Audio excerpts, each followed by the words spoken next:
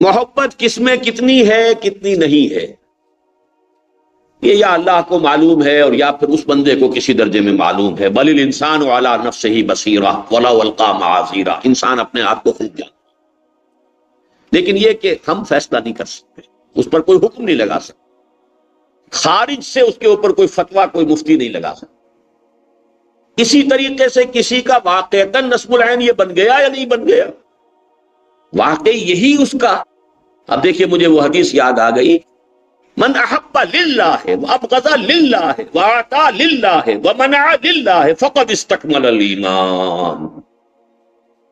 جس نے محبت کی تو اللہ کے لیے کی، کسی سے بغض رکھا تو صرف اللہ کی وجہ سے رکھا، ذاتی نفس کی عداوت نہیں، ذاتی نفس کا انتقام نہیں، محبت بھی اپنے جذباتی اور اپنے نفسانی تقاضوں کے تحت نہیں، محبت اللہ کے لیے، بغض یا دشمنی اللہ کے لیے. اور کسی کو کچھ دیا تو اللہ کے لیے دیا. اب کسی کو دینے میں اپنا نفس بھی آ گیا، اپنی جان بھی آ گئی، اپنا پیٹ بھی آ گیا، وہ بھی ہم ڈال رہے ہیں پیٹ کے اندر، لیکن وہاں بھی اصل تقاضا آپ کا نفسانی تقاضا نہ ہو، بلکہ یہ کہ اللہ نے اس کا یہ حق مقرر کر دیا ہے. جو کچھ نفس کو دو وہ بھی اللہ کی طرف سے معین حق. وَإِنَّ لِنَفْسِكَ عَلَيْكَ حَقًّا وَإِنَّ لِزَوْجِكَ عَلَيْكَ حَقًّا وَإِنَّ لِزَوْرِكَ عَلَيْكَ حَقًّا. یہ حقوق ہے، نفس کا بھی حق ہے. اور اگر کسی سے کچھ روکا تو صرف اس لیے روکا کہ اللہ کو اس کا روکنا پسند ہے. یعنی انسان اپنے نفس کو بیچ میں سے نکال لے، جیسے دودھ میں سے مکھی کو نکال دیا گیا، اور اس کی تمام سعی و جہد اور حرکات و سکنات اور اس کے تمام معاملات اور اعمال، ان سب کا جذبہ محرکہ صرف اللہ کی محبت بن چکی. تو جیسا کہ عرض کیا کہ یہ معاملہ، اس کے اوپر کسی کا خارجی حکم لگنا بڑا مشکل ہے. چاہے انسان کا کوئی گمان تو ہو سکتا ہے کسی کے بارے میں، لیکن یہ کہ قطعیت کے ساتھ، یقین کے ساتھ. البتہ دوسرا معاملہ تو سامنے کا ہے، اس پر تو مفتی کا فتویٰ بھی لگے گا، دیکھنے والا بھی اس کے اوپر رائے زنی کرے گا. وہ ہے اطاعت. اطاعت آپ کر رہے ہیں کہ نہیں کر رہے ہیں، یہ تو صاف نظر آ جائے. آپ نے اللہ کے احکام سے سرتابی کی ہے یا آپ اللہ کے احکام کی تعمیل کر رہے ہیں، اسی سامنے کی بات، کھلی بات ہے. اس کے دو پہلو ہیں، ان کو آج ذرا اچھی طرح سمجھ لیجیے. ایک پہلو وہ ہے کہ جس پر انسان خود عامل ہو سکتا ہو،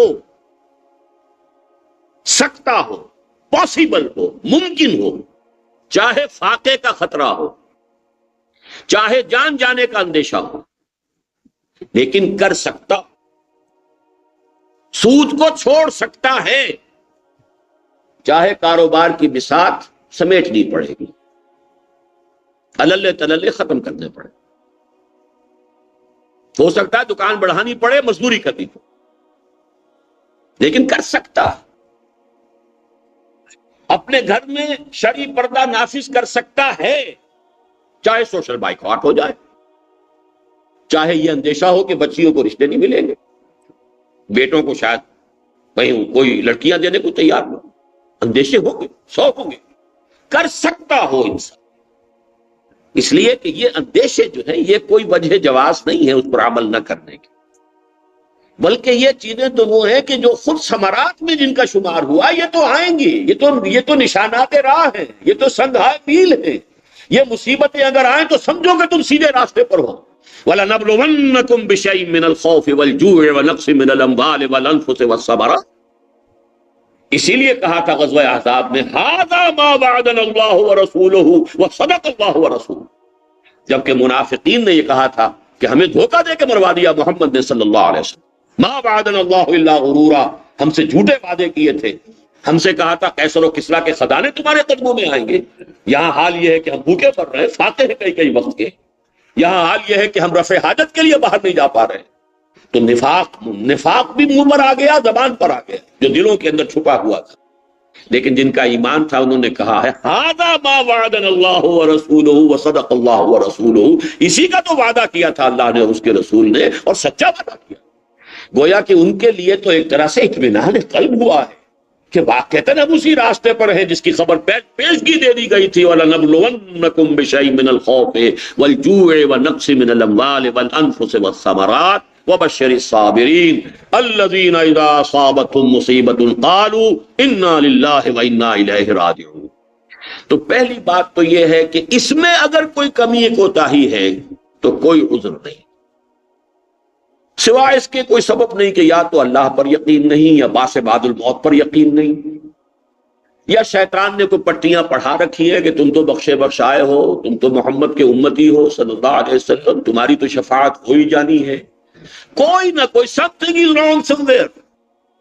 اگر ان میں سے کوئی سبب نہ ہو تو یہ ممکن نہیں ہے کہ انسان کے اندر اللہ پر ایمان ہو اور محمد رسول اللہ پر ایمان ہو اور آخرت پر اور باس بعد الموت پر ایمان ہو، اور پھر وہ اس کام کو نہ کر گزرے جو وہ کر سکتا ہو، چاہے اس میں جان کا اندیشہ ہو، نقص من الاموال والانفس والثمرات، چاہے اس میں فاقے آنے کا اندیشہ ہو۔ سب سے پہلا لفظ جوع، وَلَنَبْلُوَنَّكُمْ بِشَيْءٍ مِّنَ الْخَوْفِ وَالْجُوعِ وَنَقْصٍ مِّنَ الْأَمْوَالِ وَالْأَنفُسِ وَالثَّمَرَاتِ۔ البتہ جب اطاعت نام ہے کامل بندگی کا تو یہ اطاعت پوری نہیں ہو سکتی جب تک کہ پورا نظام اللہ کے دین کے مطابق بدل نہ دے۔ آپ چور کا ہاتھ نہیں کاٹ سکتے، آپ زانی پر حد رجم، یا اگر وہ شادی شدہ نہیں ہے تو 100 کوڑے لگانے کی سزا آپ جاری نہیں کر سکتے۔ شریعت کے بہت سے احکام، آپ سود کو چھوڑ کر اپنے لیے فاقے کا بندوبست کر دیں گے، لیکن پورے ملک سے سودی نظام تو ختم نہیں کر سکتے، یہ آپ کے بس میں نہیں ہے۔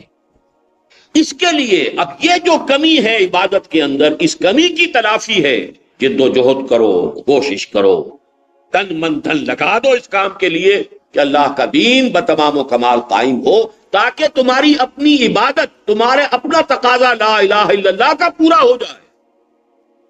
اس لیے کہ چمی گویم مسلمانم بے لرزم کے دانم مشکلات لا الہ را، یہ کہہ دینا تو آسان ہے، لرزہ طاری ہوتا ہے۔ تو لا الہ الا اللہ کہنے کا ایک تو یہ ہے کہ اس وقت اطاعت وہ تو آپ کیجئے، چاہے فاقہ آ جائے، یہی ہوگا نا۔ تو کیا صحابہ کو نہیں آئے؟ کیا حضور کو نہیں آئے؟ کیا یہ اتنی بری شے ہے؟ اگر اتنی ہی بری شے تھی تو حضور کو کیوں آئی؟ کیا جان چلی جائے تو جان کیا جانا اللہ کی راہ میں وہ اتنا ہی مبغوض معاملہ ہے؟ تو جس پر عمل کر سکتے اس پر تو کرو، چاہے فاقہ اور جان کا اندیشہ، لیکن جس پر عمل پھر بھی نہیں کر سکتے۔ اب یہ میں نے اپنی ایک اور تقریر میں جو امریکہ میں کی تھی، اور اس کا کیسٹ بھی تیار ہو گیا ہے، اس میں نے بڑا تفصیلی تجزیہ کر کے بتایا ہے کہ مختلف ممالک میں اس کی ریشیو پروپورشن مختلف ہے۔ مثلا سعودی عرب ہے یا ایران ہے یا کچھ اور اس وقت سوڈان ہے، ان ممالک کے اندر کافی بڑے حصے پر انسان جو ہے دین کے عمل کر سکتا ہے، کچھ حصے ایسے رہ گئے ہیں کہ جن پر عمل نہیں ہو سکتا، کافی بڑے حصے پہ کر سکتا۔ عبادت کا کافی فیصد وہاں انفرادی سطح پر انسان ادا کر سکتا ہے۔ اس سے آگے طرف جو دوسرے ممالک ہیں، غیر مسلم اکثریت کے ممالک، ان میں ٹاپ پر آج تک بھارت ہے، کہ بھارت میں جہاں عبادات، نماز، روزہ، آپ سور کھانے کی آپ کے اوپر کوئی پابندی تو نہیں کہ ضرور کھائیے، اور شراب پینے کی کوئی پابندی تو نہیں کہ ضرور پیجیے، اور اسی طریقے سے فیملی لاز انٹیکٹ رکھا ہے بھارتی مسلمان نے آج تک اپنا، نکاح و طلاق کے قوانین اور یہ جو بھی رضاعت کے یا مختلف اور جو پہلو ہیں، عدت ہے، رضاعت ہے، اس پر وہ عمل کر سکتے ہیں، اور بھارت کی کوئی عدالت ان کو مجبور نہیں کر سکتی کہ وہ شریعت کے احکام کو چھوڑ کر کسی اور حکم پر عمل کریں۔ لیکن باقی ممالک خصوصاً امریکہ وغیرہ اور انگلستان، وہاں تو آپ فیملی لاز کو عمل نہیں کر سکتے، کجا یہ کہ بعد کی باتیں تو چھوڑیے، وہاں تو رہ گیا صرف نماز روزہ، جمعہ پڑھ لو، نماز روزہ کر لو، اللہ اللہ خیر صلی اللہ، ٹھیک ہے، تم نہ سور کھاؤ، تم نہ شراب پیو، وہ اپنی جگہ پر ہے، لیکن یہ کہ اللہ کے اوامر اور نواہی پر اس سے آگے عمل نہیں کر سکتے۔ فیملی لا بھی آپ کہتے نہیں ہے، وہ بھی جو بھی اس ملک کے معاشرے کے ہیں، آپ اگر وہاں رہتے ہیں، وہاں کے شہری ہیں، آپ کو ان کی پابندی کرنی۔ اب یہ جو کمی رہ گئی، اس کی تلافی کیا؟ آخر ہر کمی کی تلافی کا کوئی بندوبست ہوتا ہے، ہر کسر کا جبر ہو سکتا ہے، تو اس کا جبر، اس کسر کا جبر، اس کمی کی تلافی کیا ہے؟ اس گناہ کا کفارہ کیا ہے؟ یہ گناہ ہے، مجسم گناہ ہے کہ ہم اس معاشرے میں رہ رہے ہیں کہ جس میں اللہ کا دین بتمام و کمال قائم نہیں ہے۔ یہاں رہنا گناہ، یہاں سانس لینا گناہ، یہاں گھونٹ پانی کا پینا گناہ۔ لیکن اس گناہ کا کفارہ یہ ہے کہ جو توانائی حاصل ہوئی ہے یہاں سے کچھ کھا کر، یا جو توانائی حاصل ہوئی ہے یہاں کی آکسیجن انہیل کر کے، جو بھی کچھ تمہیں ملا ہے اس کا لارنس شیئر اللہ کے دین کو قائم کرنے کی جد و جہد میں لگا دو، اور صرف اپنے لیے ناگزیر رکھو، کم سے کم سبسسٹنس لیول، تب تو تمہارے اس گناہ، مجسم گناہ، ہمتن گناہ، اس کا کفارہ ہو سکتا ہے۔ پر ورنہ تو آپ اس معاشرے کا جز ہیں، آپ اس ریاست کے شہری ہیں، آپ اس نظام کا ایک پرزہ ہیں، آپ خود اس کو قبول کیے ہوئے ہیں، اور جو لوگ اس نظام میں باطل کے اقتدار میں تقویٰ کی آرزو، جو اس باطل کے اقتدار میں دولت کمانے، آسائشیں جمع کرنے، جائیدادیں بنانے اور کچھ کرنے میں لگے ہوئے ہیں، اس کا تو مطلب یہ کہ وہ اس نظام کو دل سے قبول کر چکے ہیں، اس کے ساتھ ٹوٹلی ذہناً نفسیاتی طور پر ریکنسائل کر چکے ہیں، لہذا وہ تو برابر کے مجرم ہیں، چاہے بظاہر وہ اس کے اندر حصہ نہ لے رہے ہوں اس کے چلانے میں، لیکن برابر کے مجرم۔ معلوم ایسا ہو کہ جیسے مچھلی، آپ کہتے ماہی بے آب، کہ جیسے مچھلی کو پانی سے نکال کر ڈال دیا گیا ہو، اگر تو یہ کیفیت ہے باطل کے اقتدار میں رہتے ہوئے ایک مسلمان کی، تب تو وہ صحیح ہے اور اس نے کفارہ ادا کیا ہے، اور اگر یہ نہیں ہے، اسی میں پاؤں پھیلانے اور پھلنے اور پھولنے کی فکر ہو رہی ہے، تو برابر کے مجرم ہیں۔ اور یہ تھوڑا سا فرق رہ جائے گا پھر کہ آپ صرف سود انہیل کر رہے ہیں، کوئی سود کھا رہا ہے، بہت تھوڑا سا فرق رہ جائے گا، انہیل تو آپ بھی کر رہے ہیں، اور اس انہیل کرنے کے اندر جیسے حضور نے فرمایا دخان تو ضرور جاتا ہے، بخار تو ضرور جاتا ہے، غبار تو ضرور جاتا ہے، اس لیے کہ یہاں تو گندم کے ہر دانے کے اندر جو ہے سود موجود ہے، یہاں تو جو چیز بھی آپ لے رہے ہیں اس میں سود موجود ہے، جو آپ فضا میں سانس لے رہے ہیں اس کے اندر سود ہے، تو اب کسی نے سود کھا لیا، کسی نے انہیل کر لیا، فرق کچھ نہیں ہے۔ ہاں انہیل کرنے والا بچ جائے گا بشرطے کہ اپنی توانائیوں کا، اپنے جسم و جان کی قوت اور صلاحیتوں کا اکثر و بیشتر لگا رہا ہو اس کام کے لیے کہ وہ نظام دین حق کل کا کل قائم ہو جائے، جس میں میری اپنی عبادت مکمل ہو جائے۔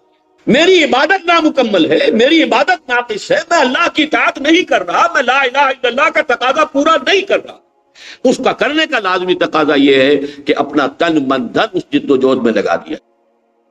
اب آئیے دوسرے حصے کی طرف، جزو 2، وَأَشْهَدُ أَنَّ مُحَمَّدَ رسول اللہ صلی اللہ علیہ وسلم۔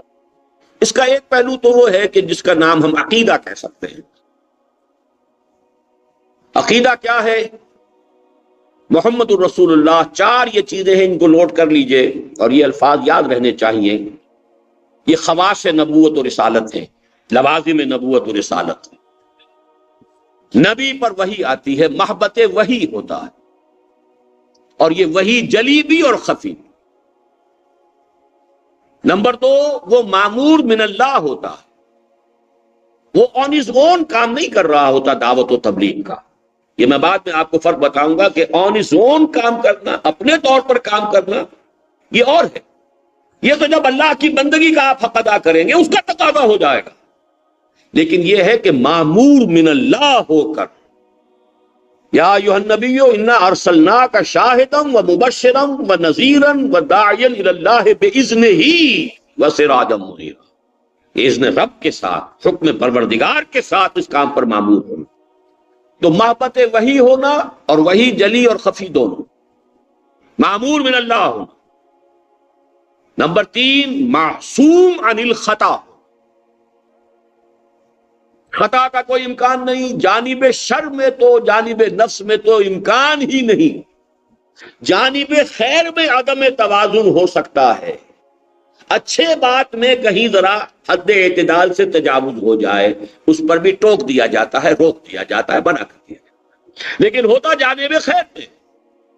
نفسانیت کے بنیاد پر، نفسانی تقاضے کے تحت کوئی خطا نبی سے نہیں ہو سکتی۔ ہاں خیر کی طلب میں انسان اعتدال سے بڑھ جائے، جیسے حضرت موسیٰ جلدی پہنچ گئے، وہ پہنچے تو تھے خیر کی طلب میں۔ ما عجلک عن قومک یا موسیٰ قال عجلت الیک ربی لترضی، اللہ کی رضا ہوئی۔ یا حضور اسی خیر کی طلب میں جلدی جلدی قرآن یاد کرتے تھے تاکہ جلدی جلدی وحی آئے۔ لا تعجل بالقرآن قبل ان یقضى الیک وحیہ، نبی آپ جلدی نہ کیجئے، وَلَا تُحَرِّكْ بِهِ لِسَانَكَ لِتَعْجَلَ بِهِ إِنَّ عَلَيْنَا جَمْعَهُ وَقُرْآنَهُ. یہ ہمارا اپنا ایک نظام ہے، اپنا فیصلہ ہے، جس تدریج کے ساتھ ہم نے اتارنا ہے اسی سے یہ اترے گا. آپ کو ہم یاد کرا دیں گے، لیکن یہ کہ جلدی مت کیجیے. لا تعجل بالقرآن من قبل ان يقضى إليك وحيه. اسی طرح ولا تعجل علیہم، اپنی قوم کے بارے میں بھی جلدی نہ کیجیے. تو یہ تمام چیزیں جو ہیں اگرچہ جانب خیر میں ایک حد اعتدال سے تجاوز ہے، لیکن اس سے بھی روک دیا گیا. تو معصوم عن الخطا، محبت وحی جلی و خفی، معمور من اللہ، معصوم عن الخطا، اور مفترض الطاعہ، اس کی شخصی اطاعت لازمی ہے. یہ نہیں کہ وہ جو صرف اللہ کا حکم پہنچائے اس کی اطاعت نہیں، اس کی اپنی ذاتی اطاعت بھی لازمی. علمی اعتبار سے اس میں کچھ اور پہلو بھی ہیں، اور ان میں سے ایک پہلو وہ بھی ہے جو ہمارے ہاں خواہ کچھ لوگوں نے کنٹروورشل بنا دیا. میں تو اس نتیجے پر پہنچا ہوں کہ وہ بات بالکل صحیح ہے کہ تخلیق میں اولین ہے محمد الرسول اللہ صلی اللہ علیہ وسلم، بعثت انبیاء میں آخری ہے، تخلیق میں اول. وہ حدیث اگرچہ محدثین کے نزدیک زیادہ قوی نہیں ہے کہ اول ما خلق اللہ نوری، لیکن ایک دوسری حدیث بھی اس کی تائید میں موجود ہے. حضرت جابر نے ایک مرتبہ پوچھا ہے حضور سے صلی اللہ علیہ وسلم کہ حضور سب سے پہلے اللہ نے کیا شے بنائی؟ بڑے پیارے انداز میں جواب دیا حضور نے، بڑے پیارے انداز میں، اور اس سے شفقت کا کتنا اظہار ہوتا ہے. نور و نبی کا یا جابر، نور و نبی کا، اے جابر تیرے نبی کا نور پیدا کیا ہے، تیرے نبی کا نور ہے اولین شے جو تخلیق پائی.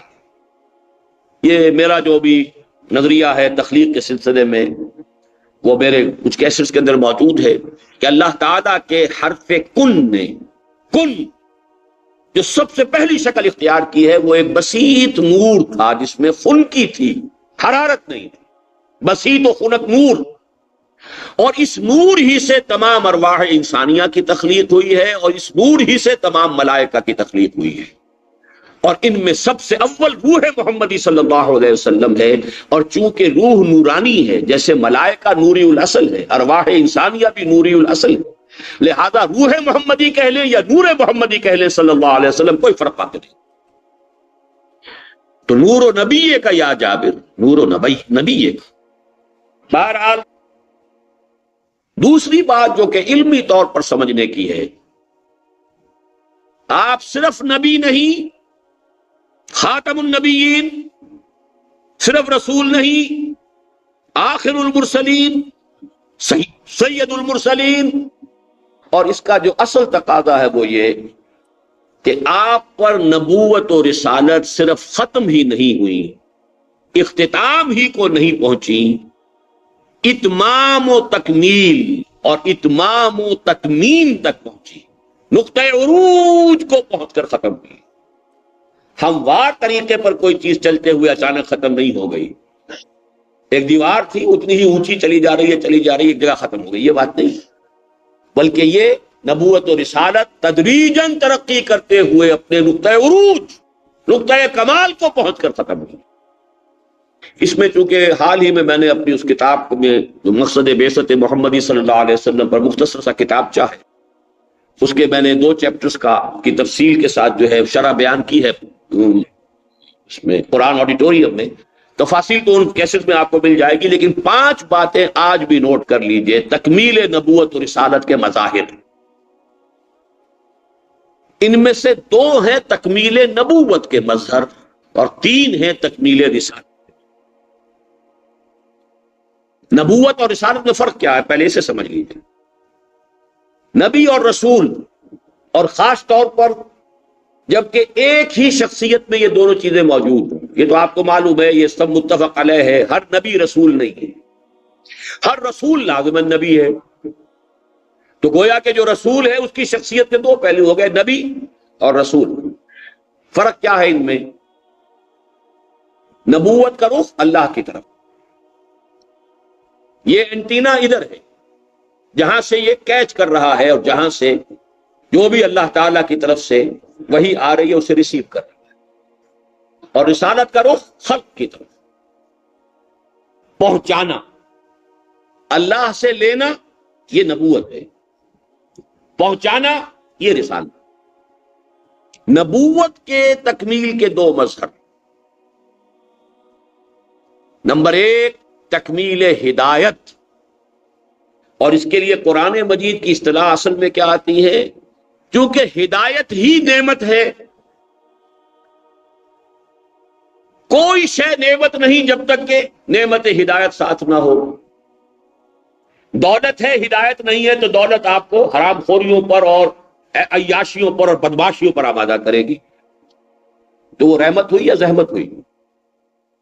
صحت اگر ہدایت کے ساتھ ہے نعمت ہے، اور صحت ہدایت کے بغیر ہے تو آپ کی جان کے لیے بھی وبال بنے گی اور خلق خدا کے لیے وبال بنے گی۔ آپ کی صحت وہ شر بن گئی۔ اولاد ہدایت کے ساتھ ہے، بہت بڑی نعمت ہے، صدقہ جاریہ بن جائے گا، اور اولاد ہدایت کے بغیر ہے، کیا پتا آپ کی قبروں پر پیشاب کرے وہ اولاد، سب کچھ ہوگا، ہدایت وہ نعمت تو نہ ہوئی، یا آپ کی زندگی میں سہانے روح بن جائے آپ کے لیے۔ اس لیے سمجھ لیجئے کہ نعمت ہدایت کے ساتھ مشروط ہے کسی دوسری نعمت کا نعمت ہونا۔ اسی لیے نوٹ کیجئے، الیوم اکملت لکم دینکم واتممت علیکم نعمتی، نعمت کے ساتھ اتمام کا لفظ آیا، اور دو مرتبہ قرآن میں آیا واللہ متم نورہ ویابی اللہ الا یتم نورہ۔ نور بھی ہدایت کے لیے ہوتا ہے، راستہ اگر روشنی ہے تو آپ کو راستہ نظر آتا ہے، اندھیرا ہے تو آپ راستہ نہیں دیکھ سکتے۔ تو گویا کہ اتمام نعمت اور اتمام و تتمیم نور، یہ در حقیقت اتمام و تکمیل ہدایت ہے، جو الہدا کی شکل میں محمد الرسول اللہ کو عطا ہوئی ہے۔ هو الذی ارسل رسولہ بالہدا ودین الحق، the guidance, the total guidance, the final guidance, اور اس میں نور کا بھی اتمام ہو گیا اور نعمت کا بھی اتمام۔ نمبر دو، اتمام اور تکمیل دین۔ دین اچھی طرح سمجھ لیجئے، ہدایت سے ذرا مختلف شے ہے۔ یہ ہدایت جب انسانی نظام زندگی کے اندر ایک متوازن نظام سیاست و معیشت و معاشرت کی شکل اختیار کرتا ہے تو وہ دین بنتا ہے، اور اس کے اندر آپ کو معلوم ہے کہ قرآن کے ساتھ جب تک کہ سنت رسول شامل نہ ہو نظام بنتا ہی نہیں۔ یہی وجہ ہے قرآن میں نماز کا حکم بے شمار مرتبہ، لیکن نظام صلاۃ قائم کرنا یہ بغیر سنت کے ممکن نہیں۔ اسی طرح دین حق، وہ تو محمد الرسول اللہ صلی اللہ علیہ وسلم پر اس کی تکمیل ہوئی ہے، تو دین کی تکمیل اس نظام زندگی کی تکمیل ہے، اس نظام عدل اجتماعی کی تکمیل ہے جس میں سیاست، معیشت، معاشرت کے تمام پیچیدہ اس جو مسائل ہیں ان کا متوازن اور معتدل حل کر دیا گیا ہے، اور جس کا ایک نمونہ محمد الرسول اللہ صلی اللہ علیہ وسلم نے دنیا میں نظام قائم کر کے دکھا دیا۔ تو نبوت بھی آپ پر کامل ہو گئی، بےایمانہ کہ دین بھی کامل ہو گیا، ہدایت بھی کامل ہو گئی۔ الیوم اکملت لکم دینکم واتممت علیکم نعمتی، نعمت سے مراد ہدایت، نور، واللہ متم نورہ ولو کرہ الکافرون۔ رسالت کے اتمام اور تکمیل کے تین پہلو ہیں۔ نمبر ایک، عالمی رسالت، پوری نوع انسانی کے لیے رسالت۔ آپ واحد رسول ہیں اللہ کے، جن کی بعثت پوری نوع انسان۔ اس کا تعلق کس چیز کے ساتھ ہے؟ مادی ترقی جو ہوئی ہے، اس میں ذرائع رسل و رسائل کی جو ترقی ہوئی ہے، اس کی بنا پر ایک رسول کی دعوت پر پوری دنیا کو جمع کرنا ممکن ہوا ہے۔ ورنہ ظاہر بات ہے کہ آپ سے 600 برس قبل حضرت مسیح علیہ السلام کا معاملہ یہ نہیں ہو سکتا تھا، ابھی ذرائع رسل و رسائل وہ نہیں تھے۔ ہوا ہے محمد رسول اللہ صلی اللہ، اس لیے حضرت مسیح تک کے لیے بھی صرف ایک قوم کی طرف بھیجے گئے، رسولا الی بنی اسرائیل، وما ارسلناک الا کافۃ للناس بشیرا ونذیرا۔ یہ صرف ایک رسول کی شان ہے اور وہ محمد عربی ہیں صلی اللہ علیہ وسلم۔ یہی وجہ ہے کہ آپ نے اپنے بالکل ابتدائی زمانے کے خطبے میں یہ فرمایا ہے جب بنو ہاشم کو جمع کیا ہے، اپنے رشتہ داروں کو، جب حکم آیا تھا انذر عشیرتک الاقربین، اور آپ نے جمع کیا، ان الرائد لا یکذب اہلہ واللہ لو کذبت الناس جميعا ما کذبتکم ولو غررت الناس جميعا ما غررتکم واللہ الذی لا الہ الا ہو انی لرسول اللہ الیکم خاصۃ وإلی الناس کافۃ، اس اللہ کی قسم ہے کہ جس کے سوا کوئی الہ نہیں ہے، میں تمہاری طرف اللہ کا رسول ہوں بالخصوص، اور تمام انسانوں کی طرف ہوں بالعموم۔ انی لرسول اللہ الیکم خاصۃ وإلی الناس عامۃ۔ نمبر 2، تکمیل رسالت۔ رسالت کا ایک درجہ یہ بھی تو ہے کہ پیغام پہنچا دیا، وما علینا الا البلاغ، آتا ہے کہ نہیں قرآن میں بار بار۔ آخر ایک پیغامبر جو ہے اس کا فرض کیا ہے؟ پیغام پہنچا دے، اس سے آگے تو اس کی ذمہ داری نہیں ہے بحیثیت پیغامبر۔ ان علیک الا البلاغ، اے نبی آپ کے ذمہ نہیں ہے کچھ بھی سوائے بلاغ کے پہنچا دو۔ لیکن محمد الرسول اللہ پر تکمیل رسالت ہوئی، اس دین کو بالفعل قائم کر کے دکھائیے۔ هو الذی ارسل رسولہ بالہدی ودین الحق لیظہرہ علی الدین کلہ، چاہے فاقے کرنے پڑیں، چاہے دندان مبارک شہید ہوں، چاہے آپ کا خون طائف کی وادی میں جذب ہو اور خواہ دامن احد میں جذب ہو، خواہ آپ کو اپنے قریب ترین عزیزوں کے لاشیں تڑپتے ہوئے دیکھنے پڑے، کچھ بھی ہو قائم کرو۔ دیکھیے یہ نبوت رسالت کا بنیادی مقصد نہیں ہے، بنیادی مقصد پہنچا دو۔ وما علینا الا البلاغ ان علیک الا البلاغ۔ لیکن نہیں، آپ صرف رسول نہیں ہیں، آپ سید المرسلین ہیں، آخر المرسلین۔ پہنچانا ہی نہیں ہے، قائم کر کے دکھاؤ، تاکہ انسان کی ضمیر پر، انسان کے ذہن پر ہمیشہ ہمیشہ کے لیے حجت قائم ہو جائے کہ یہ دین حق جو حضور لائے تھے یہ ایسے ہی شاعری نہیں ہے، یہ یوٹوپیا نہیں ہے، یہ خیالی جنت نہیں ہے، یہ قائم ہو سکتا ہے۔ اور اس کا ایک نمونہ قائم کر کے دکھایا محمد رسول اللہ صلی اللہ علیہ وسلم۔ اور کسی رسول کے ہاں آپ کو یہ بات نہیں ملے گی۔ کیا حضرت عیسیٰ نے کہیں دین قائم کیا؟ روح اللہ ہے، کلمۃ منہ ہے، کیا ان کی شانیں ہیں، کیسے کیسے معجزات دیے گئے ہیں۔ مردے سے کہا قم باذن اللہ اور وہ زندہ ہو کر کھڑا ہو گیا ہے۔ مادر ذات جو ہے اندھا اس کو بینائی جو ہے عطا کر دی ہے۔ کون سا معجزہ ہو سکتا؟ پرندہ بنایا ہے، پھونک ماری ہے، اڑتا ہوا پرندہ ہو گیا۔ خلق حیات اور احیاء موتا اللہ کے خاص افعال ہیں، وہ بھی ظاہر ہو رہے ہیں حضرت مسیح کے ہاتھ پر۔ لیکن کیا دین قائم ہوا آپ کے ہاتھوں؟ حضرت موسیٰ 1/13 قرآن حضرت موسیٰ کے ذکر پر مشتمل ہے۔ قصص القرآن کے مصنف نے گنتی کی ہے اپنی کتاب میں، ہر رسول کے تذکرے سے پہلے بتا دیا کہ اتنی آیات میں اس رسول کا تذکرہ قرآن میں۔ 555 آیات قرآن مجید کی حضرت موسیٰ کے ذکر، 6500 آیات میں سے معلوم ہوا کہ 1/13 of the whole قرآن حضرت موسیٰ کے ذکر۔ وَأَلْقَيْتُ عَلَيْكَ مَحَبَّةً مِّنِّي، کس کے بارے میں کہا؟ وَلِتُصْنَعَ عَلَىٰ عَيْنِي قَدْ جِئْتَ عَلَىٰ قَدْرِي يَا موسیٰ۔ کیا حضرت موسیٰ کی شانیں ہیں، لیکن کیا آپ کے ذریعے سے دین قائم ہوا؟ حضرت ابراہیم 3 چوٹی کی نسبت ہے، خلیل اللہ، واتخذ اللہ ابراہیم خلیلا، امام الناس، انی جاعلک للناس اماما، ابو الانبیاء۔ لیکن کیا آپ کے ذریعے سے دین کہیں قائم ہوا؟ یہ شان صرف محمد رسول اللہ کی ہے۔ لِيُظْهِرَهُ عَلَى الدِّينِ، غالب کرو اس کو، نظام اطاعت خداوندی کو پورے نظام اطاعت کے اوپر غالب۔ اور آخری منظر جس کی طرف لوگوں کی نگاہ بہت کم گئی ہے لیکن اہم ترین ہے، پہلی 2 چیزوں سے جو میں نے گنوائی ہیں حجت قائم ہوئی ہے پوری نوع انسانی پر، اور آخری سے حجت قائم ہوتی ہے امت پر۔ وہ کیا ہے؟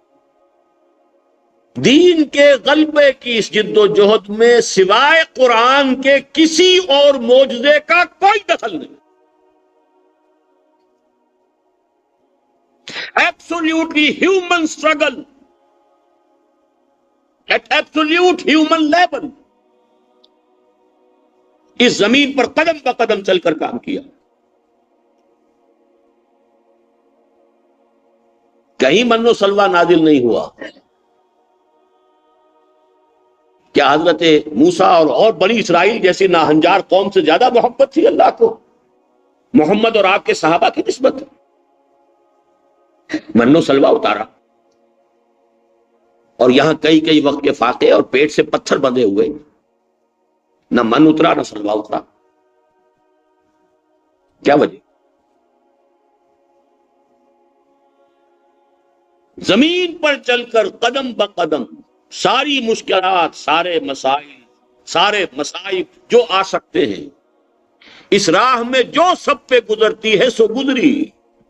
تنہا پس زندہ کبھی رسوا سر بازار، 3 سال تک شیب بنی ہاشم کی تنہائی اور بلوکیٹ اور ایک طرح کی اسیری، اور طائف کی گلیوں کے اندر پتھراؤ۔ اس راہ میں جو سب پہ گزرتی ہے سو گزری، تنہا پس زندہ کبھی رسوا سر بازار۔ کڑکے ہیں بہت شیخ سر گوشے منبر، اور گرجے ہیں بہت اہل حکم بر سر دربار۔ کیا نہیں؟ کہیں معجزہ نہیں، کوئی نہیں۔ کچھ کرامات ہوئی ہیں بعض مواقع پر، لیکن وہ بھی دیکھیے اتنے کروشل معاملات نہیں تھے۔ کروشل تو سب سے زیادہ مسئلہ ہو رہا ہے غزوہ خندق کے موقع پر، من و سلوہ تو نہیں نازل ہوا۔ ویسے یہ کہ کہیں کھانے میں بہت برکت ہو گئی، کچھ اور ہو گیا، یہ کمالات ہیں جیسے کرامات اولیاء، ایسے ہی خرق عادت ہے۔ معجزہ جس کو کہتے ہیں وہ اور شے ہے کہ عصا پڑا ہے اور سمندر پھٹ گیا، ایسی خرق عادت سے دکھائیے کوئی۔ عصا پڑا ہے اور ایک چٹان سے 12 چشمے اگل پڑے، نہیں، من و سلوہ نازل ہو گیا، عصا سانپ بن گیا ہے، سارے سانپوں کو جو ہے وہ لے گیا ہے، یقوم باذن اللہ ہو گیا ہے۔ یہ تکمیل انسانیت ہے، انسان کا مقام، اشرف المخلوقات۔ انسان اپنی وسائل، اپنی جد و جہد، اپنی مساعی، اپنی تمام کمزوریوں کے علی الرغم یہ سب کچھ کر کے دکھائے، تب تو ثبوت ہوا کہ انسان میں کچھ ہے، اللہ نے کچھ ودیت کیا ہے۔ اس کو جو مسجود ملائک بنایا تھا یوں ہی نہیں بنایا تھا، اس میں کچھ رکھا ہے۔ انی عالم ما لا تعلمون، تمہیں جو کچھ نظر آ رہا ہے کہ یہ خون ریزی کرے گا، فرشتوں ٹھیک ہے، تمہاری بات غلط نہیں ہے، لیکن کوئی اور پہلو بھی ہے جو میں جانتا ہوں تم نہیں جانتے۔ اس انسان میں کیا کچھ ہے؟ خلقتہ بیدیہ، میں نے اپنے دونوں ہاتھوں سے بنایا ہے۔ وہ جو کہا تھا اقبال نے غالب کے بارے میں کہ فکر انسان پر تیری ہستی سے یہ ظاہر ہوا، ثابت ہوا ہے، پرے برغے تخیل کی رسائی تاکجا۔ سیرت محمدی صلی اللہ علیہ وسلم بتاتی ہے کہ انسان کا مقام کیا ہے۔ اشرف المخلوقات کہہ دینا اور مسجود ملائک کہہ دینا آسان ہے، انسان بحیثیت انسان، معجزہ تو کسی انسان کی تو اپنی کوئی اس کی وہ نہیں ہے، طاقت سے نہیں آتا، معجزہ تو اللہ کی قوت کا ظہور ہے۔ تو اللہ کی قوت تو ہے، آنے واحد میں تمام دنیا کے انسانوں کو حضرت ابوبکر کی طرح کا انسان بنا دے، اللہ کی قدرت تو ہے، اللہ کی قدرت سے تو کچھ بعید نہیں۔ اصل تو انسان کی محنت اور انسان کی کوشش سے۔ یہ 5 پہلو ہیں کہ جو تکمیل نبوت اور رسالت کے ہیں، لیکن اب آئیے عملی پہلو۔ عملی پہلو جو ہے اس اشہد ان لا الہ الا اللہ کا، اس کے بھی 2 حصے، یہاں میں اسے تقسیم کر رہا ہوں شخصی اور بحیثیت امتی ہونے کی۔ یعنی ایک ہے شخصی طور پر ایک فرد، اور ایک ہے بحیثیت امت، پوری امت کا فرد۔ شخصی کیا ہے؟ اطاعت اور محبت، بس صرف ایک فرق ہے، اطاعت میں بھی اللہ کے ساتھ محمد بریکٹڈ ہے، اطیع اللہ و اطیع الرسول، محبت میں بھی اللہ کے ساتھ اللہ کے رسول بریکٹڈ ہے۔ قل ان کان آباؤکم وابناؤکم واخوانکم وازواجکم وعشیرتکم واموال اقترفتموها وتجارۃ تخشون کسادها ومساکن ترضونها احب الیکم من اللہ ورسولہ وجہاد فی سبیلہ فتربصوا حتی یأتی اللہ بامرہ۔ فرق البتہ ایک بہت اہم فرق ہے، اللہ کے لیے اطاعت جمع محبت مل کر کیا شے بنے گی؟ عبادت۔ محمد کے لیے اطاعت جمع محبت مل کر بنے گا اتباع، عبادت نہیں معاذ اللہ، محمد کی عبادت نہیں ہے صلی اللہ علیہ وسلم، محمد کے لیے عبادت نہیں، اللہ کے لیے اتباع نہیں۔ اتباع تو انسان ہی کا ہو سکتا ہے، اللہ کا تو نہیں ہو سکتا، پیروی اللہ کی قوت، اس کی خلاقی، اس کی قدرت، اتباع نہیں، وہاں عبادت پرستش۔ محبت جمع اطاعت برائے اللہ مساوی ہے عبادت کے، محبت جمع اطاعت برائے رسول مساوی ہے اتباع کے۔ قل ان کنتم تحبون اللہ فاتبعونی یحببکم اللہ، میرا اتباع۔ البتہ جیسا کہ میں نے بارہا عرض کیا ہے، اس وقت تو گنوا رہا ہوں یہ چیزیں، اس اتباع میں یہ بھی ہے کوئی شخص حضور کا کرتا پہنائے جیسا آپ پہنتے تھے وہی پہنی، تہبند باندھے جیسے حضور تہبند باندھتے تھے وہی میں باندھوں، بالوں کے بارے میں دیکھے حضور کی کیا عادت تھی، تیل لگانے کے بارے میں کیا عادت تھی، مسواک کی کیا عادت تھی، وہ چیزیں کہ جو حضور کے معمولات میں ہیں ان کی بھی پیروی کریں۔ لیکن کیا اسی اتباع کا پھر تقاضا یہ نہیں ہے کہ جس طرح تن من دھن آپ نے لگایا ہے دین کی دعوت اور اقامت کے لیے، اسی طرح یا کم سے کم کسی درجے میں تو نسبت ہو اس سے؟ اتباع تو یہ ہے، میں لفظ استعمال کیا کرتا ہوں مائکرو اور میکرو۔ مائکرو اتباع کرنے والے تو بہت ہیں، یہاں لگا رکھی ہے جیب کے اندر مسواک تاکہ سب کو نظر آ جائے، جھنڈے کے طور پر علم ہے ہمارا یہ کہ یہ حضور کا اتباع کرتا ہے، مسواک کرتا ہے۔ یہ مائکرو ہے، ٹھیک ہے، بہت توجہ سے دیکھیے، مسجد سے نکلتے ہوئے پاؤں آپ کا پہلا بایاں نکلے، دایاں نہ آئے، مسجد میں داخل ہوتے دائیں آگے بڑھے، بایاں نہ ہو، اتباع ہے۔ یہ بھی اتباع، مائکرو اتباع۔ میکرو اتباع، پوری زندگی کا اتباع کیا ہے؟ کس کام میں لگے، کیا دھن سوار تھی، کیا فکر تھی، کس دھن میں، کس فکر میں، کسی درجے میں تو نسبت ہو۔ لیکن اس سے اگلا معاملہ جو میں آپ سے عرض کرنا چاہتا ہوں بحیثیت امت، دیکھیے ایک شخص صرف عبداللہ ہونے کی حیثیت سے، اللہ کا بندہ ہونے کی حیثیت سے بھی دین کی تبلیغ 3 بنیادوں پر کرنے کا پابند ہے۔ نمبر 1، ایک فطری تقاضا ہے، طبعی قانون ہے، آپ دین پر عمل کر رہے ہیں تو لوگ دیکھ رہے ہیں دین پر عمل کر رہا ہے، یہ تو تبلیغ ہو رہی ہے کہ نہیں ہو رہی، چاہے آپ نے زبان سے ایک لفظ بھی نہیں کہا۔ خاموش تبلیغ، طبعی تبلیغ آپ کے وجود سے، جس کی مثالیں میں نے دی ہوئی ہیں، وہ راہ نجات جو میرا کتاب چاہے کہ جیسے آگ کی بھٹی کے سامنے بیٹھیں گے حرارت آ جائے گی، برف کے قریب ہوں گے سل کے تو کچھ نہ کچھ ٹھنڈ پہنچے گی، خاموش تبلیغ۔ نمبر 2، انسان کی شرافت اور مروت کا تقاضا یہ ہے کہ جو خیر آپ کو ملا ہے اسے تقسیم کریں۔ اگر آپ کو کوئی صحیح بات معلوم ہوئی ہے، کامیابی کا راستہ آپ پر کھل گیا ہے، خیر کا کوئی راستہ آپ پر کھل گیا ہے، تو بخیلی نہ کیجیے، منوعہ نہ بن جائیے، اس کو عام کیجیے، پھیلائیے۔ نمبر 3، آپ کے اندر غیرت اور حمیت اگر ہے تو جس شے کو آپ نے حق سمجھا ہے اس کو عام کیجئے، پرچار کیجئے، اسے پھیلائیے، اسے قائم کیجئے. یہ غیرت اور حمیت کا تقاضا ہے. حق ہو اور مغلوب ہو. الحق یعلو ولا یعلی علیہ. حق کو تو غالب ہونا چاہیے، نہ یہ کہ وہ مغلوب ہو. تو گویا کہ طبعی قانون کا تقاضا بھی ہے، شرافت و مروت کا تقاضا بھی ہے، غیرت اور حمیت کا تقاضا بھی ہے. لیکن ایک ہوتا ہے مامور من اللہ ہو جانا، یہ خاصہ نبوت ہے. تو میں نے گنوائے تھے 4 چیزیں. رسول کو تو یہ کرنا ہے فرض منصبی کی حیثیت سے.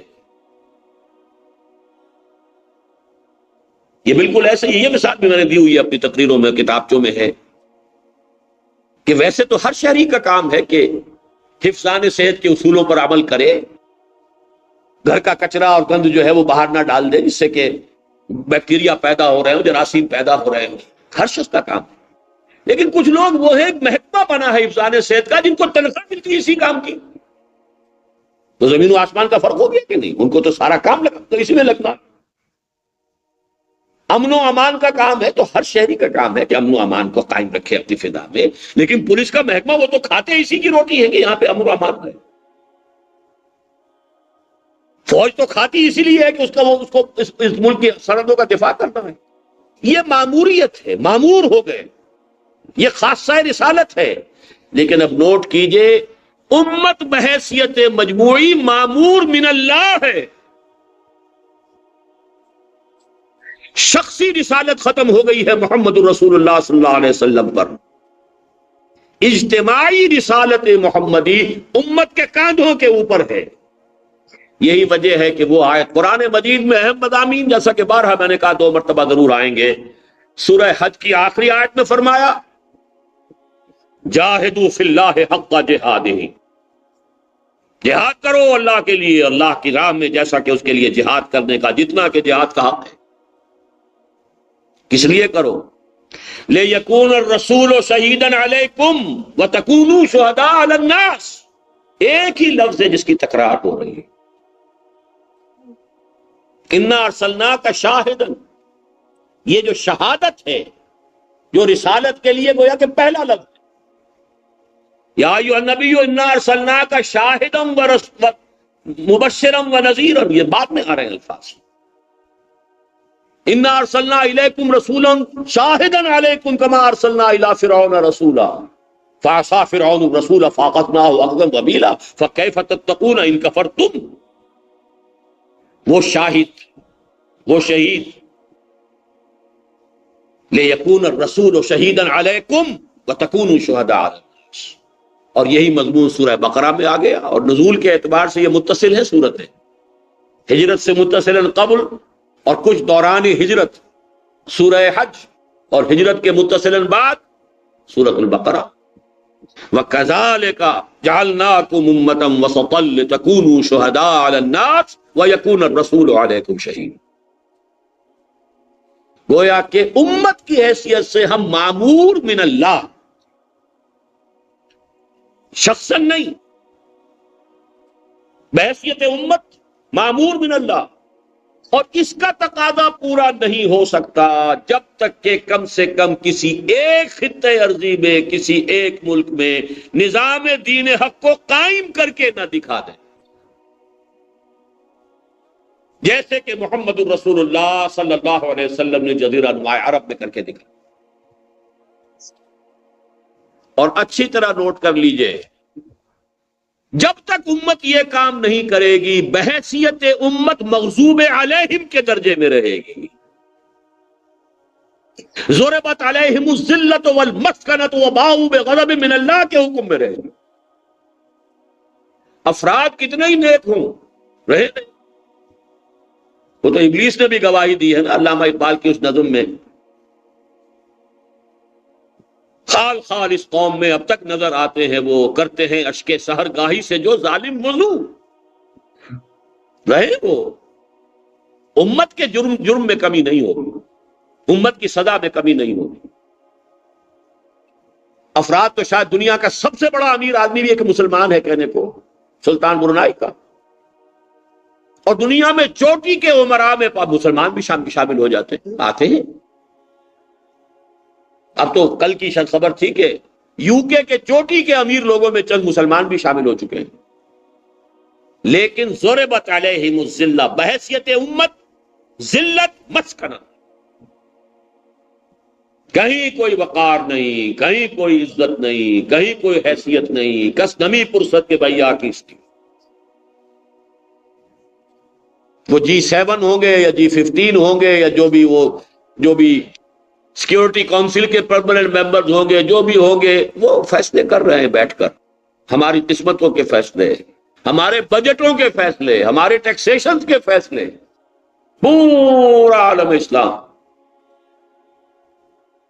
یہ کیوں ہے؟ اچھی طرح سمجھ لیجیے، اللہ ظالم نہیں ہے، امت کے لیے یہی قانون ہے۔ میں اس کا تفصیل سے لکھ چکا ہوں اس کو، قرآن کا قانون عذاب، میری جو وہ کتاب ہے، سابق اور موجودہ مسلمان امتوں کا ماضی، حال اور مستقبل۔ مسلمان چونک جاتا اگر کہا جائے مسلمان اس وقت مغضوب علیہم قوم ہے، کیسے کیا؟ تبھی میں گنایا کرتا ہوں کہ وہ تمہاری سابقہ امت جو تھی، ریختہ کے ایک تم ہی استاد نہیں ہو غالب، سنتے ہیں اگلے زمانے میں کوئی میر بھی تھا، کوئی پہلے اور بھی امت تھی کہ نہیں؟ حضور نے فرمایا انا آخر المرسلین وانتم آخر الامم، تم تمام امتوں میں آخری امتوں میں پہلے کوئی امت تھی کہ نہیں؟ ایک امت تو وہ ہے جس کے رسول حضرت موسیٰ تھے، 1/13 قرآن جن کی شان میں ہے، اس امت کے بارے میں قرآن کہہ رہا ہے 2 جگہ پر، یا بنی اسرائیل اذکروا نعمتی التی انعمت علیکم انی فضلتکم علی العالمین۔ یہ الفاظ مسلمانوں کے لیے قرآن میں نہیں آئے ہیں، نوٹ کر لیجئے اس کو۔ لگ بھگ تو آ گئے، خیر امت کہہ دیا، کنتم خیر امت اخرجت للناس، امت وسط کہہ دیا، کذالک جعلناکم امۃ وسطا، لیکن علی العالمین فضیلت، اور ایک نہیں 2 جگہ قرآن، 6 رکوع کی پہلی آیت بھی یہی اور 15ویں رکوع کی پہلی آیت بھی یہی، سورہ بقرہ، یا بنی اسرائیل اذکروا نعمتی التی انعمت علیکم وانی فضلتکم علی العالمین۔ لیکن وہی امت ہے جس کے بارے میں فرمایا ضربت علیہم الذلۃ والمسکنۃ وباؤوا بغضب من اللہ۔ اور آج یہ آیت 100% چسپاں ہے صرف مسلمان، یہودی پر تو ہے ہی نہیں سرے سے، اگرچہ یہ عارضی دور ہے تاریخ کا، اس کو چھوڑ دیجئے، لیکن اس وقت فیکچول پوزیشن یہ ہے کہ ضربت علیہم الذلۃ والمسکنہ، یہ ان کے ماتھے پر سے اتر چکے۔ کب تک اترا رہے گا یہ چھوڑ دیجئے ان باتوں کو، کیوں ہے ایسا، کیا حکمت ہے، یہ ساری چیزیں میں ڈسکس کر چکا ہوں اس کتاب میں۔ بالفعل اس وقت یہی ہے کہ یہ ہمارے ماتھے کا نشان ہے، ضربت علیہم الذلۃ والمسکنۃ وباؤوا بغضب من اللہ۔ اور جو بات آج میں بتانا چاہتا ہوں 2 ٹوک الفاظ میں، یہ حالت ہرگز نہیں بدلے گی، اس میں شدت زیادہ ہوگی جب تک کہ کسی ایک خطے ارضی میں اللہ کے دین کو اسی طرح قائم کر کے اتمام حجت نہ کر دیا جائے جیسے کہ 1400 برس قبل محمد عربی صلی اللہ علیہ وسلم نے کر دیا۔ بعد میں وہ پوری دنیا میں ہو جائے گا، عالمی منہاج، عالمی ہے خلافت علی منہاج النبوہ، لیکن یہ جو سزا کا معاملہ ہے امت پر، بحیثیت امت جو ہم اس وقت مامور من اللہ ہونے کے باوجود وہ کام نہیں کر رہے۔ اور تھوڑی سی حوالہ دے دوں، مامور من اللہ تھوڑی سی غلطی کرے تو کیا ہوتا ہے معاملہ، وہ حضرت یونس کے حالات سے سمجھ لیجئے، تھوڑی سی غلطی کی، وقت معینہ سے یا واضح اللہ کی اجازت آئے بغیر اپنی قوم کو چھوڑ کر چلے، وہ حق کی غیرت و حمیت جو ہے وہ اعتدال سے بڑھ گئی تھی، وہی چیز غیرت و حمیت، غیرت حق، حمیت حق، لیکن اجازت نہیں آئی تھی۔ رسول اپنی جگہ نہیں چھوڑ سکتا جب تک کہ اجازت نہ آ جائے، جیسے کہ حضور سے حضرت ابو بکر پوچھتے رہے، ایک روز اچانک حضور دوپہر کے وقت تشریف لائے، اجازت آ گئی، باقی جا سکتے تھے، چلے گئے تھے، بہت سے لوگ جا چکے تھے، رسول اپنی جگہ نہیں چھوڑ سکتا، مامور ہے وہاں۔ صرف یہ خطا ہوئی ہے، اور وہ بھی ہوئی ہے جانب خیر میں، جانب شر میں نہیں، حق کی غیرت اور حمیت کے اندر۔ یہ ناہنجار قوم، اب میں مزید اس کے ساتھ رہنے کو تیار نہیں۔ یہی حق کی حق جو تھی حمیت و غیرت حضرت موسیٰ علیہ السلام کی زبان پر آئی تھی، اے اللہ اس ناہنجار قوم کے ساتھ اب میں مزید رہنے کو تیار نہیں۔ کونا جواب دیا، فَاذْهَبْ أَنْتَ وَرَبُّكَ فَقَاتِلَا إِنَّا هَاهُنَا قَاعِدُونَ۔ 6 لاکھ کی نفری، جن میں کم سے کم 50,000 ورنہ 1 لاکھ تو ہوں گے جنگ کرنے کے قابل، 3 آدمی نکلے بیچ میں سے کل۔ رب انی لا املک الا نفسی واخی فافرق بیننا وبین القوم الفاسقین۔ یہ وہی حمیت تھی نا، حالانکہ یہی حمیت تھی حضرت موسیٰ علیہ السلام کی کہ ایک اسرائیلی کے ساتھ جھگڑا ہو رہا تھا قبطی کا، تو قبطی کو وہ گھوسا لگایا ہے کہ اس کی جان نکال دی۔ لیکن اب اس غیرت حق کی وجہ سے، حمیت حق کی وجہ سے اتنی نفرت ہو گئی ہے کہ اب ہمارے اور ان کے درمیان تفریق پیدا کر، لیکن نہیں، اجازت نہیں ملی۔ اسی غیرت حق کے غلبے میں چلے گئے حضرت یونس۔ پھر کیا ہوا؟ لا الہ الا انت سبحانک انی کنت من الظالمین فلا تکن کصاحب الحوت اذ نادى وهو مکظوم لولا ان تدارکہ نعمت من ربہ لنبذ بالعراء وهو مذموم۔ مذموم، مذمت کیا گیا صرف اس غلطی پر۔ کیوں؟ معمور من اللہ تھے۔ تو آج کے میری اس تقریر کا خلاصہ یہ لے کر جائیے، یہ امت بحیثیت امت معمور من اللہ ہے اس کام کے لیے جو محمد الرسول اللہ صلی اللہ علیہ وسلم پر شخصاً تھا۔ هو الذی ارسل رسولہ بالہدی ودین الحق لیظہرہ علی الدین کلہ۔ اور جب تک یہ امت کسی ایک سائزیبل ملک کے اندر وہ نظام قائم کر کے نہیں دکھا دیتی، اس پر اسی طرح عذاب کے کوڑے پڑیں گے شدید سے شدید تک۔ اب میری اس گفتگو کا خلاصہ جو ہے وہ کیا ہے؟ ایک مثلث اپنے سامنے لے آئیے، ایک قاعدہ ہوتا ہے اس کا، اشہد ان لا الہ الا اللہ واشہد ان محمد رسول اللہ۔ اس مثلث کے قاعدے کے ایک سرے پر ہے اللہ کے لا الہ الا ہونے پر کیا تقاضا اس کا ہے؟ بندگی رب، ایک لفظ۔ لیکن یہ بندگی رب نامکمل رہتی ہے جب تک کہ اقامت دین نہ ہو جائے۔ دین پورا کا پورا قائم ہوگا تو آپ کی بندگی بھی مکمل ہوگی، ورنہ بندگی ناقص ہے، جزوی ہے۔ محمد الرسول اللہ صلی اللہ علیہ وسلم کا تقاضا کیا ہے؟ ایک تو یہ ہے کہ عبادت رب ہوگی اس طریقے سے جو محمد نے بتایا۔ دوسرا یہ کہ اب ختم نبوت کے بعد معمور بن اللہ ہونے کی ذمہ داری اب امت کی ہے مجموعی طور پر، اور اس کا حق ادا نہیں ہو سکتا۔ کتابیں لکھتے رہیے، تقریریں کرتے رہیے، آڈیو پھیلاتے رہیے، ویڈیو پھیلاتے رہیے، یہ سارے اس کے مقدمات ہیں۔ اس کا حق اس وقت پورا ہوگا جبکہ کل دین کا ایک نقشہ کسی نہ کسی ایک خطہ ارضی کے اندر آپ لے جا کر بنا کر دکھا دیں، تب آپ گویا کہ فرض کفایہ کے درجے میں امت فارغ ہوگی۔ جب تک پورے کل روئے ارضی پر کوئی ایک ملک بھی نہیں ہے، اس وقت تک پوری امت مجرم ہے۔ گویا کہ اب یہ دونوں سرے، عبادت رب بھی اور شہادت علی الناس بھی، یہ جا کر اقامت دین کے اوپر جمع ہو گئے۔ یہ مثلث ہے، اس کا عروج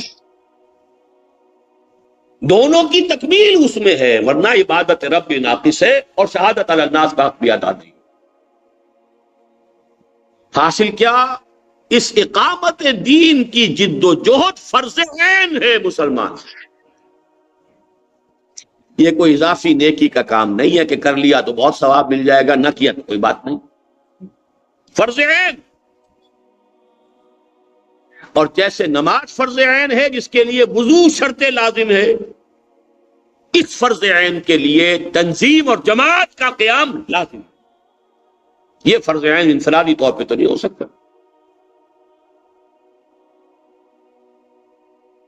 یہ ہے وہ مثلث کے جو اپنے ذہن میں رکھیے۔ اس موضوع پر میں نے یہ 3 مطالبات دین کے نام سے یہ اواخر 1972 کی بات اب کر رہا ہوں، 24 برس پہلے کی۔ ہر مہینے میں ان دنوں اس سال میں ہر مہینے گیا ہوں کراچی، اور آج کل تو ہوائی جہاز سے سفر کرتا ہوں، اس زمانے میں تو وہ عوامی سے سفر ہوتا تھا، اور اس کی بھی عوامی درجے ہی کی جو کلاس ہوتی تھی۔ وہاں میں نے 3 تقریریں کی تھی ایک مسجد میں، مدینہ مسجد، اور بھائی جمیل الرحمان صاحب یہاں ہمارے بزرگ ساتھی موجود ہیں جنہوں نے ٹیپ سے اتار کر پھر ان کو شائع کیا۔ 1 مہینے تقریر کی عبادت رب، اس کا تقاضا کیا ہے، اس کی حقیقت کیا ہے۔ اگلے مہینے تقریر کی شہادت علی الناس، اس کا اصل مفہوم کیا ہے۔ پھر اگلے مہینے تقریر کی اقامت دین، اس کی حقیقت کیا ہے۔ وہ کتاب پھر چھپ گئی تھی، پھر اب اس کے بعد کچھ عرصہ ہوا ہے کہ اس کی پھر ری ایڈیٹنگ کر کے اسے ہمارے اب اللہ کے فضل سے ہمارا معیار طباعت جو ہے وہ بہتر ہو چکا ہے، تو وہ کتاب جو ہے وہ موجود ہے۔ میری آج کی تقریر کو مزید شرح و بسط کے آپ سمجھنا چاہیں، عبادت رب جو لا الہ الا اللہ کا تقاضا، اس کا حقیقی مفہوم کیا ہے۔ شہادت علی الناس، جس پر امت مامور ہے بحیثیت مجموعی، اور امت کا ہر فرد مجرم ہے جب تک کہ فرد کفایہ کے درجے میں کم سے کم کسی ایک ملک میں اس نظام کو قائم کر کے نہ دکھا دیا جائے۔ اس کا اصل مفہوم کیا ہے، اور اقامت دین جو ان دونوں کا نقطہ عروج ہے، جہاں جا کر دونوں کے تقاضے جو ہیں تکمیلی مرحلے میں یکجا ہو جاتے ہیں، اس کا مفہوم کیا ہے۔ وہ کتاب یہاں باہر آج موجود ہوگی، آپ لے سکتے ہیں۔ لیکن اسی کے ساتھ میں نے اس کو، یہ سن 85 کی بات ہے، تصور فرائض دینی پر اسی مسجد میں 6 دن محاضرات قرآنی ہوئے۔ 100 علماء کو ایک تحریر میں نے بھیجی تھی کہ میں نے یہ سمجھا ہے کتاب و سنت سے کہ یہ تقاضے ہیں دین کے، یہ فرائض ہیں، اگر صحیح ہے تو تصویب کیجئے، غلط ہے تو تصحیح کیجئے، اور آئیے اور تقریر کیجئے۔ ہمارے کل رفقا کی تعداد اس وقت 500 ہوتی تھی شاید، وہ سب اسی مسجد کے اندر تھے، اور 6 دن تک 3.5 گھنٹے روزانہ تقاریر یہاں ہوتی رہی۔ وہ عبارت ہے کہ جو نٹ شل میں میری پوری آج کی تقریر کا خلاصہ ہے 6-7 صفحوں میں۔ یہ ہمارا ایک پمفلٹ ہے تعارف تنظیم اسلامی، اس میں وہ چیز شامل ہے۔ جن حضرات نے تائید کی تھی، آج ذرا ان کے نام میں آپ کو بتا دینا چاہتا ہوں۔ سعید احمد اکبر آبادی رحمت اللہ علیہ، حضرت شیخ الہند کے شاگردان رشید میں سے، اور شیخ الہند اکیڈمی جو بنی تھی دیوبند میں، اس کے سربراہ۔ پھر علی گڑھ یونیورسٹی کے طویل ترین عرصے تک یہ head of the department of Islamic studies ہے۔ مفتی سیاح الدین کاکا خیل رحمت اللہ علیہ مولانا مودودی سے بہت قریب تھے، جماعت اسلامی کے رکن تو نہیں ہوئے، سرپرستوں میں سے تھے، اور بہت بڑے عالم دین تھے، اس میں کوئی شک نہیں۔ سید عنایت اللہ شاہ صاحب بخاری، جو ہمارے ہاں خاص جو توحیدی ایک گروپ ہے، سنہ توحید و سنہ، اس کے چوٹی کے لوگوں میں سے ہیں گجرات کے، اور ایک جن کو کہ عرف عام میں بریلوی کہا جاتا ہے، ڈاکٹر بشیر احمد صدیقی صاحب، جو آج کل بھی غالباً منہاج القرآن یونیورسٹی میں کوئی اہم عہدے پر کام کر رہے ہیں، اور ایک سید مظفر حسین ندوی ابھی تک بقید حیات ہیں الحمدللہ۔ یہ مولانا ابو الحسن علی ندوی اور مولانا مسعود عالم ندوی دونوں کے مشترک شاگرد، اور دونوں کے نہایت محبوب شاگرد، اب بھی یہ مظفر آباد میں موجود ہیں۔ ان 5 حضرات کی کامل تصویب جو ہے وہ میرے لیے ایک بہت بڑے سند کا درجہ رکھتی ہے کہ متفق گردید رائے ابو علی با رائے من۔ اس حوالے سے اس کو میں نے آپ کے سامنے رکھ دیا ہے، اور اس میں میں نے ایک سے منزلہ عمارت کا نقشہ پیش کیا ہے، اس کی ایک تمثیل ہے، جس سے کہ یہ سارا تصور جو ہے وہ بہت واضح ہو کر سامنے آ جاتا ہے۔ جن حضرات کو بھی آج اثر نو اس کی دلچسپی ہوئی ہو، وہ ان چیزوں کو حاصل کریں اور مطالعہ کریں۔ اقول قولی ھذا واستغفر اللہ لی ولکم ولسائر المسلمین والمسلمات۔